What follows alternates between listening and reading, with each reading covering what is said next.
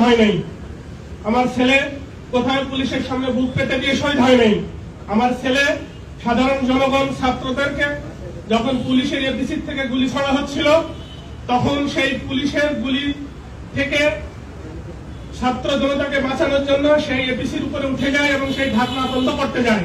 তখন police APC থেকে নিচে নেমে তার বুকের বাম পাশে ক্লোজ ডিস্টেন্স থেকে তাকে শটগান দিয়ে গুলি করে।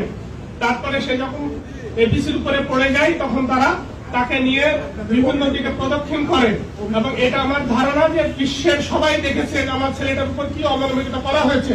আর আজকে এই ফাউন্ডেশনের এক বেয়াদব আমাকে বলেছে সৌহাট ওয়াকার, সে কিসে আমরা বলেছি শহীদ ফাউন্ডেশনের শহীদ ফ্যামিলির বাইরে কেউ থাকতে পারবে না, কারণ এখন যে সিনিয়র সিও ছিল সে শহীদ ফ্যামিলির, আমাদের কোনো আপত্তি ছিল না, আমাদের কারোর সাথে কোনো আলাপ না করে আমরা এখানে যারা সবাই আছি আমরা জেনারেল মেম্বার হিসেবে আমাদেরকে রাখা হয়েছে। আর এটা জাস্ট আমাদেরকে দেওয়ার জন্য আমাদেরকে ডেকে আনা হয়েছে যে আমরা সিও উনি কন্ট্যাক্ট করছে, আমরা একটা সিও দিয়েছি, সেই সিওর সাথে শহীদ ফ্যামিলি বা ওনার শহীদ ফ্যামিলির কোনো সম্পর্ক নাই। তাহলে ওনার যদি কোনো আবেগ না থাকে, ওনার যদি শহীদ পরিবারদের প্রতি কোনো দরদ না থাকে, তাহলে ওনার কাছে আমরা কি যে বলবো?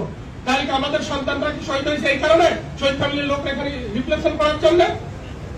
আর ওনারা বলছেন আমরা কোয়ালিফাইড লোককে বসানো হয়েছে। আমি বলছি যে কে কোয়ালিফাইড না শহীদ ফ্যামিলির ভিতরে?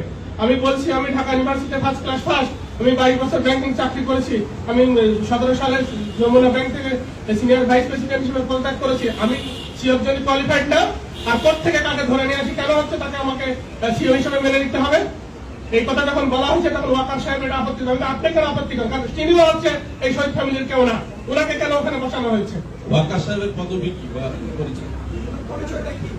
ওয়াকার সাহেব ফাউন্ডেশনের ট্রেজারার ছিল। ট্রেজারার, হ্যাঁ উনি বর্তমান সমিতিতে আছে এবং উনি প্রবল ভাবে আপত্তি করছে যে এটা চেঞ্জ হবে না। কেন চেঞ্জ হবে না? আমাদের আবেগের কি কোনো মূল্য নেই?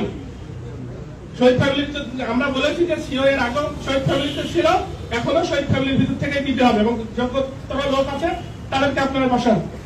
এনারা বলছে না এটা চেঞ্জ হবে না। আমাকে বলছে সংবিধান করেছেন, আমি বলছি যে বাংলাদেশের সংবিধান যেখানে আমাদের ছেলেদের রক্তের বিনিময়ে চেঞ্জ করতেছি, আপনাদের ফাউন্ডেশনের সংবিধান চেঞ্জ করা হবে যে ফাউন্ডেশনের সবসময় সিও শহীদ ফ্যামিলির থেকে আসবে, নাহলে তো আমাদের কথা এমন।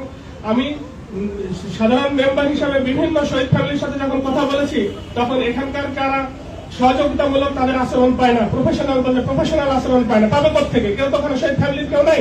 এমনকি ফাউন্ডেশনে যারা আহত, যাদেরকে কর্মসংস্থান দেওয়া উচিত ছিল, ফাউন্ডেশনের অধিকাংশ কর্মচারী আহতও না, তারা আহত যোদ্ধাও না, তারা শহীদ ফ্যামিলির